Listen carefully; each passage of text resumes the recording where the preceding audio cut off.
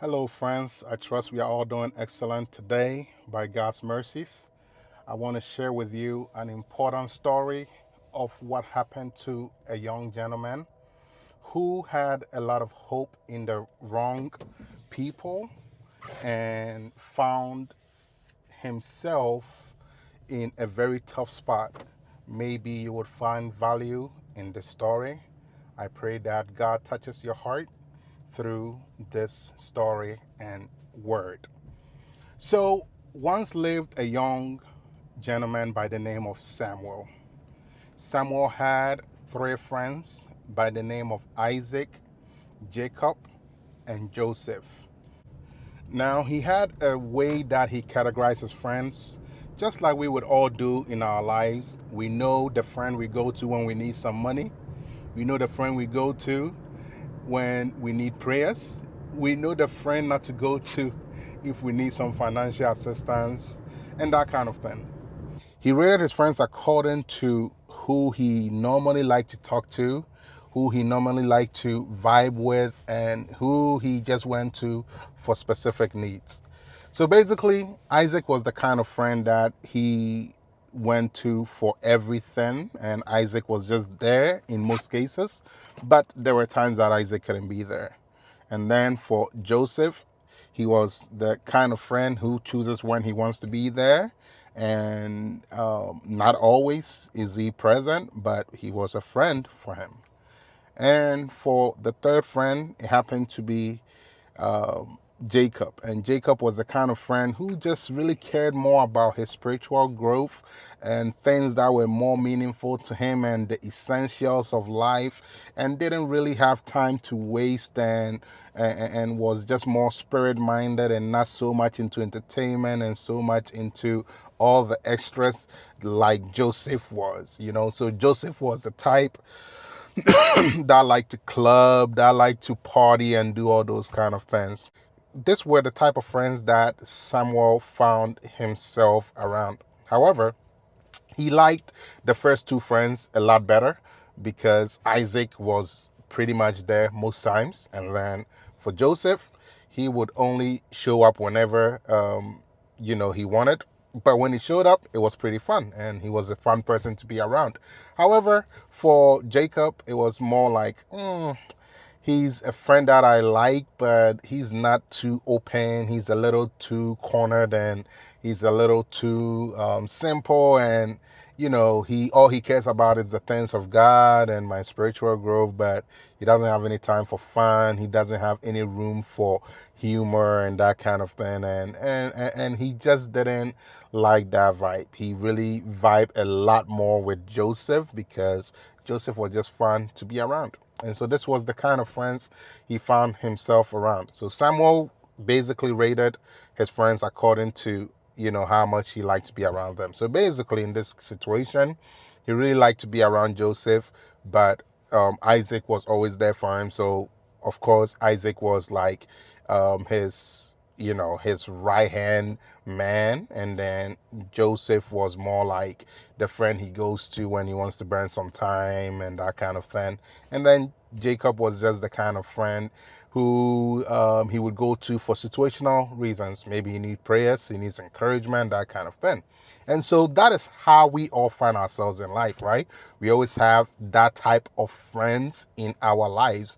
We have the people we pick and go to when we need prayers. We have the people we go to when we need financial resources. There are certain friends we cannot go to for financial resources because we already know what their response is going to be, or we already know they are not the type that can provide certain things that we need. For example, if you need help with academics or something at a more corporate level effort, you will go to a friend who works for a corporate business, or at least work for an organization where he's doing a lot of office duties and that kind of thing. So we all have ways we go about with how we deal with our friends, okay? And this is exactly what Samuel chose to do. So Samuel basically found himself around the wrong crowd, or let's just say he had all these goods around him, but he valued the wrong crowd, or he valued the people that were Meaningful, but not the most meaningful. Okay, he placed a high tag on Isaac and Joseph because of what he could get out of them. However, he placed a lower tag on Jacob because Jacob was a bit limited and not as dynamic and as open-minded and not as flexible. He was just more concerned about his spiritual growth, and he was just more of the serious type and that kind of thing. So that's how Samuel saw his friends.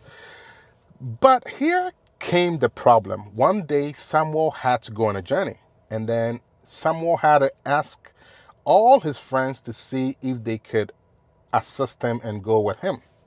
And so, because in life we all feel like we have our friends and our friends will always be there.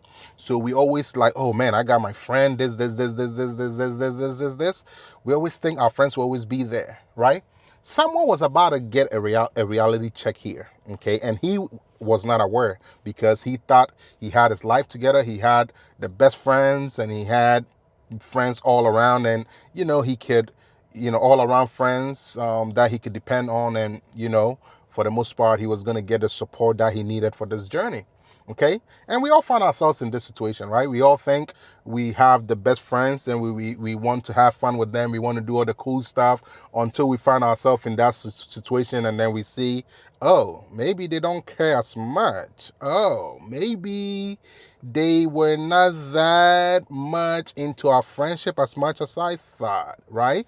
And then we'll have all these conclusions that we or findings that we come down to. The people that we value so much in life, we come to find that are not as we thought they were. Okay, I know we've all found ourselves in such similar situations where the friends that we thought we were so close to disappointed us. The friends that we thought we were so close to, at a point where we needed them the most, were not there the way they should have been. Okay, and so someone was about to get a reality check here. So someone had to go on this journey. He has his first friend, who was pretty much his best friend, Isaac. Hey, Isaac, can you go with me on this journey? Because I really don't want to go alone. I've not been there before, and I'm kind of curious about this. Isaac said, I will go with you, but I will not be able to go all the way with you. I'll walk with you halfway. I'll walk with you till you get to the borderline of the town you're going to. But once I get there, I'm going to have to come back home because I have other responsibilities that I have to take care of. I have other people that are dependent on me. And so this is what Isaac told Samuel. So that was the response of Isaac. Then he was like, okay, let me ask Joseph to see what he also will say. Then he went ahead and asked Joseph. Joseph said, my guy, if you're going on this journey, you're on your own. I don't got time for that. I got things to do. I got parties coming up. I got things I got to do. I love you, brother, but you're on your own on this journey. I wish you all the best. Good luck. Okay?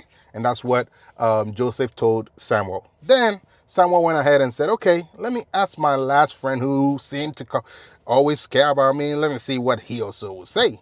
Then he asked the last friend, and the last friend was Jacob. And Jacob said, regardless of how much you have disrespected me, regardless of how much you don't value me, I really see a lot of future in you. I really see a lot of hope in you. So regardless of your imperfections, regardless of your shortcomings, I am going to go with you. And I'm going to make sure that you are safe, and I'm going to keep you protected, and I'm going to be with you every step of the way until you return back safely. Okay? And Jacob assured Samuel of this. This got Samuel to think, whoa. So these friends that I value so much can't do this for me, but this friend that I don't value as much, even though we've been all friends, but he's just being kind of on a different side of the spectrum. This got someone to really think, wow, life has a funny way of moving and shaping out. And he got to see, wow, so indeed Jacob is a true friend. So, long story short, the journey that Samuel had to go on translates to you and I, our journey here in life. So, our journey here in life is exactly what Samuel was experiencing, okay? We all have three types of friends that we have to deal with. And we have the type of friends who are like our family, okay? So the first friend of Samuel Isaac is kind of like our families, okay? So our families are the people who care so much about us, the people that love us, the people we live our lives with, the people that care so much about us. These people will always be there for us. These people will always be willing to help. These people will always be there to provide every support that we need.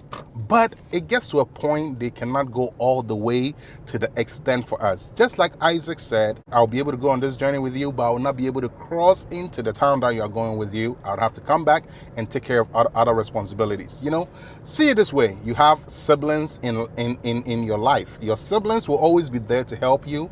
They'll be there to provide support. But it gets to a time where people also got to take care of their families, right? And so you would think your siblings will do everything for you. Let's just pretend, okay, you lost your job and you are thinking, okay, your siblings will be able to provide for you and just pay your rent for you and that kind of thing.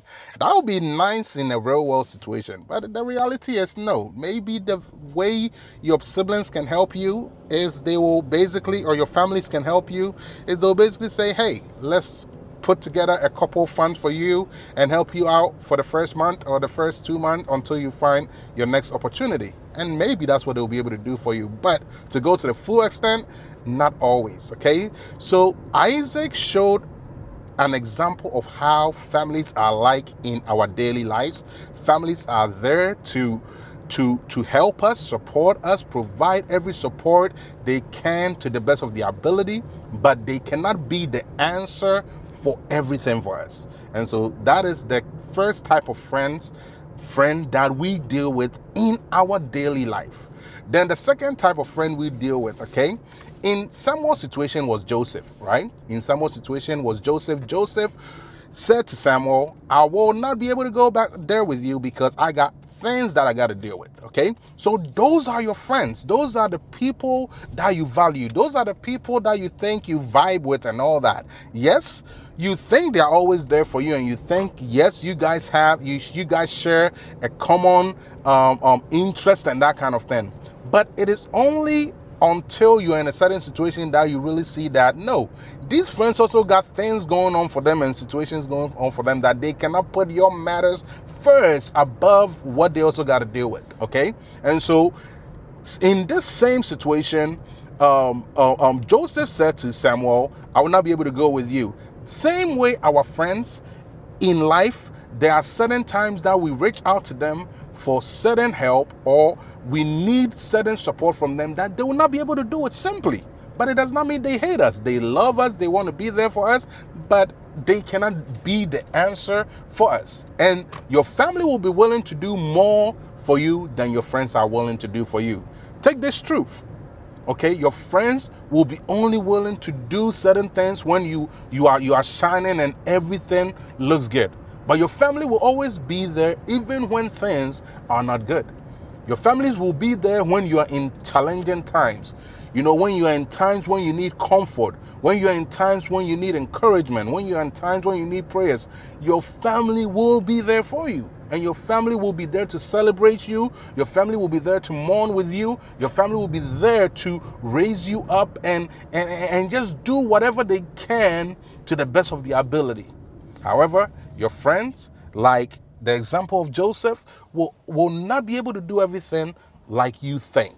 And so Samuel thought he had every hope in Isaac and Joseph, and that did nothing for him. He put his trust and hope in the wrong sources. So in life, when you put your trust in and hope in the wrong sources, you are going to find yourself in the situation of Samuel. Samuel got a reality check, and many of us, we have not gotten to the point where we have received a reality check, and so we are living our lives anyhow. Until we get a reality check, then we get to say, whoa, these are the people in our lives that we should not take for granted. There are people in our lives that we shouldn't take for granted. If you have somebody who's always checking up on you and always seeking for your best interest, if you have somebody who's always wishing you well, if you have somebody who's always praying for you and doing the little things that you do not value or you take so little or you think it's not a big deal, it is about time that you take the little things of these individuals a big deal, because what they are doing for you is bigger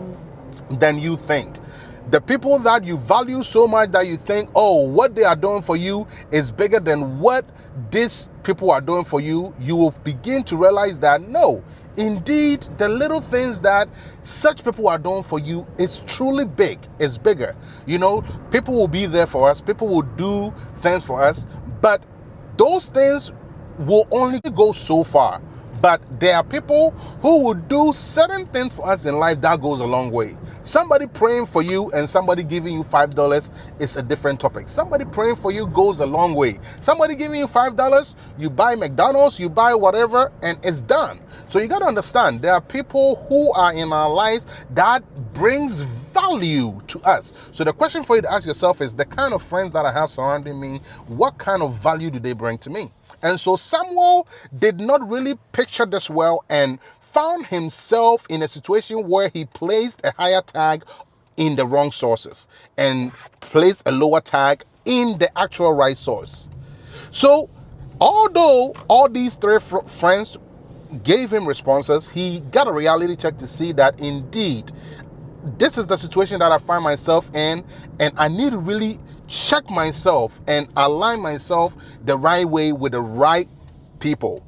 The word of God makes us understand that poor company, bad company corrupts good character.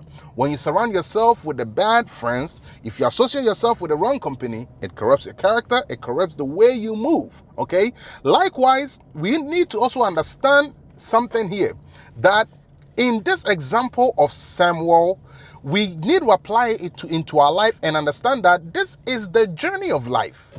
We are fighting to make ends meet, but it gets to a time that we are put in a situation where we have to meet death.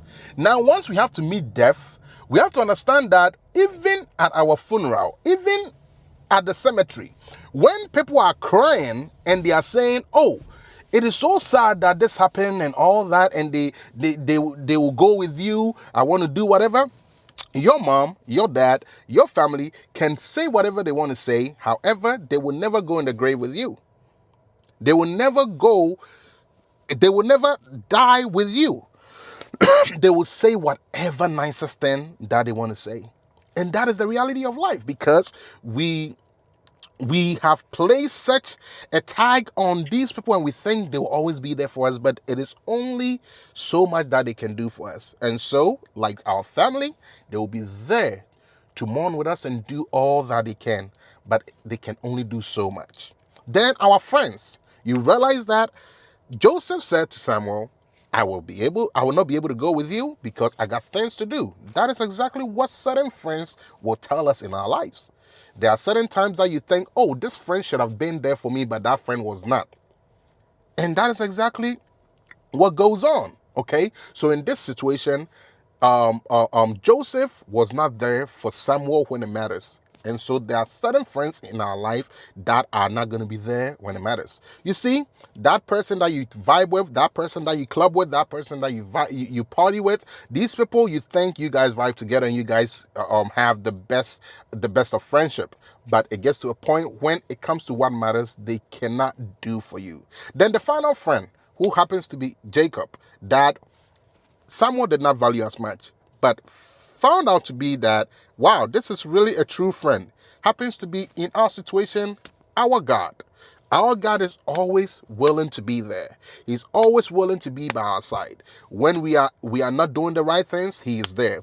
When we are short, He is there. When we are imperfect, He is there. When we are not at our best, He is there. When we are in situations where we have abandoned God and we have put such a limitation on God, and we have put such a low reverence on God, He still says, even in our imperfections, He still loves us. Even in our faithlessness, He's still going to be faithful to us. And this is that God, okay? This Jacob said to Samuel, I will go with you every step of the way and make sure you are good, irrespective of your imperfection and everything you see. That is the example of how God is in our life. God is there to help us. God is there to be with us every step of the way. But the question remains, how much do we value God? The lesson in this story, whatever that you are seeing in life, whatever that you are facing in life, understand that there are people in our lives that we should not throw stones at.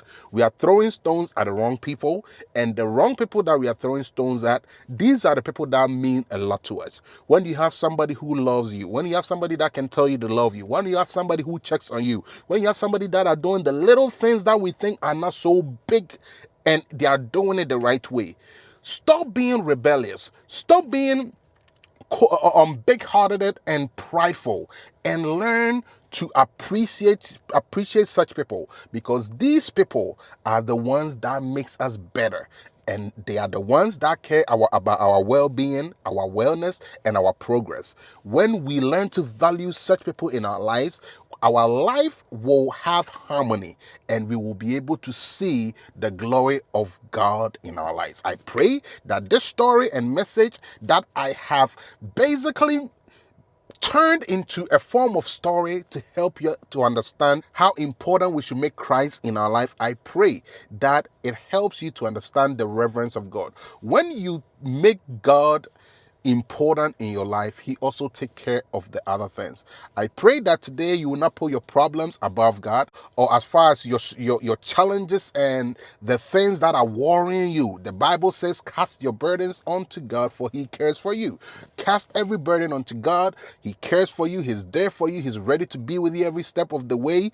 In the storm, he's with you. The Bible says, yea, though I walk through the valley and shadow of death, I will fear no evil, for you are with me. This is the God that is willing to be with you, even though you are going through that moment, even though you are going through that shadow and the valley moment, and you are going through that dark moment of your life. All your friends have abandoned you. Your friend one, your friend two, they said they can, some are telling you they can be there for you, but sometimes they are not there. Some are telling you they cannot be there for you. They also got their own problems to deal with. But God is saying, I'm there with you every step of the way. If you will learn to lean on me, lean on the solid rock, hold on to me, I will get you through. It does not matter how long it takes, but trust me, trust the process, trust the revelation about your life, and I will do newness in your life. The word of God is making us understand, and God is telling you and I today that I want to do a new thing in your life. God is telling you and I today, he wants to do a new thing in our lives.